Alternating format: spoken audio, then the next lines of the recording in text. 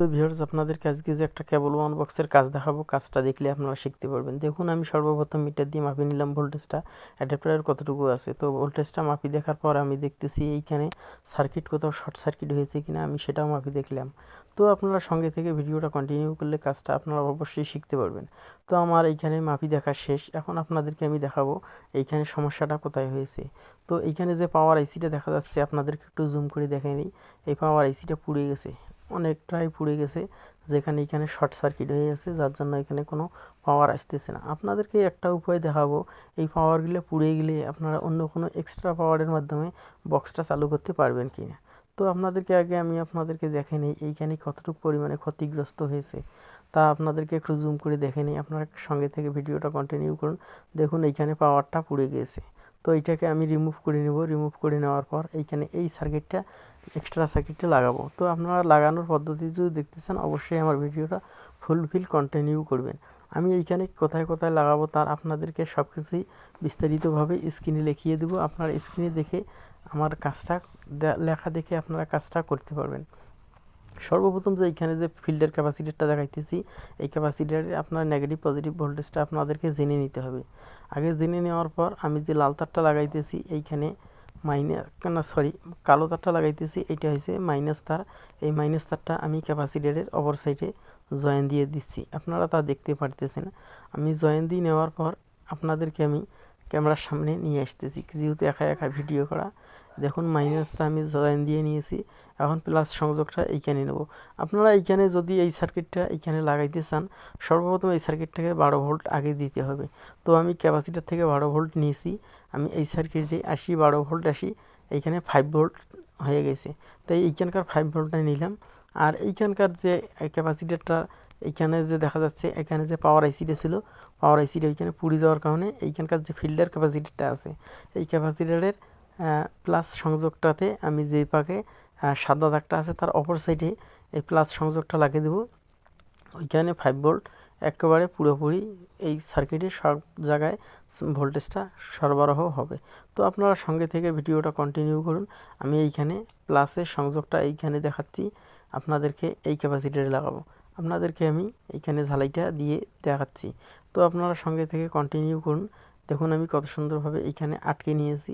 এখন আপনাদেরকে আমি দুইটা সার্কিটে আপনাদেরকে একটু দেখে নিই কীভাবে আমি সংযোগটা দিলাম। তো আমার দেখুন আমার সংযোগটা দেওয়া শেষ। এখন আপনাদেরকে আমি পাওয়ার দিয়ে দেখাবো আমার কাজটা হলো কি না, আপনাদেরকে পাওয়ার দিয়ে একটু পরীক্ষা করে নেই। দেখুন এইখানে আমি সকেটটার মধ্যে লাইন প্রবেশ করব, এইখানে অ্যাডাপ্টারে 12 ভোল্ট ঢুকাইলাম। আপনারা সঙ্গে থেকে কন্টিনিউ করুন। দেখুন মাশাল্লাহ মনিটরে আলো চলে আসছে। এইখানে যে ডিজিটাল লাগা আছে, ডিজিটালে আলোটা চলে আসছে। আপনারা যদি এই ধরনের ভালো ভালো সেটআপ বক্স অন বা সেটআপ বক্সের পাওয়ার সমস্যা, সেটআপ বক্সের যাবতীয় সমস্যার ভিডিও দেখতে চান, অবশ্যই আমার চ্যানেলটাকে সাবস্ক্রাইব করে পাশে থাকুন। আপনাদেরকে সেটআপ বক্স বিষয়ে বিভিন্ন ধরনের পরামর্শ দেওয়া হবে, আপনারা সঙ্গে থেকে কন্টিনিউ করে যাবেন। তো দেখুন আমার এইখানে কাজ হয়ে গেছে।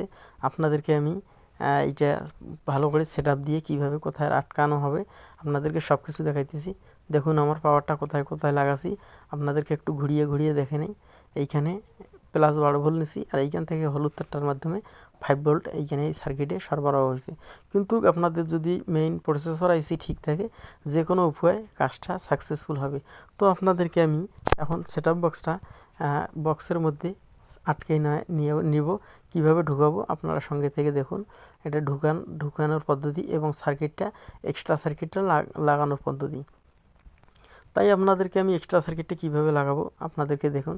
এখানে একটা অ্যাক্সেস জায়গা আছে, এই জায়গাটার মধ্যে আমি বসিয়ে দিলাম। এইখানে নাট স্ক্রুপের মাধ্যমে আটকে নেব। আটকে নেওয়ার পর আপনাদেরকে আমি আবারও পাওয়ার দিয়ে দেখাবো আমার কাজটা কতটুকু পরিমাণ সাকসেসফুল হলো। তো আপনাদের কাছে অনুরোধ, যদি আপনারা সেটআপ বক্স ঠিক করতে চান, অবশ্যই ভালো টেকনিশিয়ানের কাছে যাবেন। আপনারা অবশ্যই আপনার কাঙ্ক্ষিত সেটআপ বক্সটি ভালোভাবে হবে। দেখুন আমি এইখানে নাট আটকে নিয়েছি সুন্দরভাবে, এখানে সার্কিটটা নড়ার কোনো স্কোপ নাই।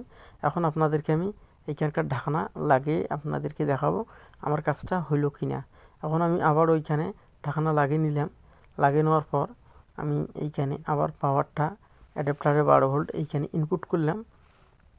কাজটা হলো কি না আপনাদেরকে দেখানোর জন্য একটু আমি আবার সেটআপ বক্সটা একটু সামন পাকে নিলাম, এই দেখুন আমার কত সুন্দরভাবে কাজটা হয়েছে। তো সম্মানিত অডিয়েন্স, আপনাদেরকে বলে রাখি, যদি সেটআপ বক্স আপনারা ভালো করে ঠিক করতে চান, অবশ্যই ভালো কোনো টেকনিশিয়ানের মাধ্যমে আপনাদের সেটআপ বক্সটা ঠিক করে নেন। যে কোনো টেকনিশিয়ানের হাতে তুলে দিবেন না যে সম্বন্ধে যার কোনো অভিজ্ঞতা নাই। আমি এটাই অনুরোধ করলাম আপনাদেরকে। তো ভালো থাকবেন, সুস্থ থাকবেন। আর যদি আমার চ্যানেলে নতুন হয়ে থাকেন, অবশ্যই চ্যানেলটা সাবস্ক্রাইব করতে ভুলবেন না। আসসালামু আলাইকুম।